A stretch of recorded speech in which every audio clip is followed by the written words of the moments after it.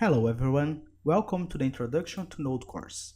In this course, we will learn the basics of using Node, such as how to create a basic HTTP server, how the Node loop works, how to install and use third-party packages, how to request data from different APIs, also how to show HTML content to the client, how to handle CSV data, how to handle different client requests, and finally, how to read and write files.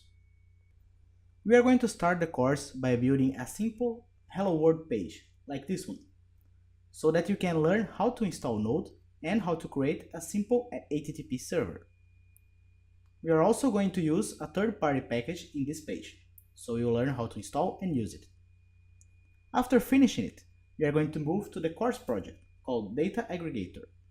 This project consists on retrieving data from different sources at regular intervals. We are going to download the data and show it as a table for the client, like here.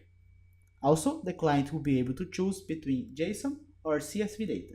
For example, here, I'm looking to the JSON data, and I can change it to be the CSV data as well. And it is a different set of data. Now, let's move on to the first lesson, where we are going to start by installing Node.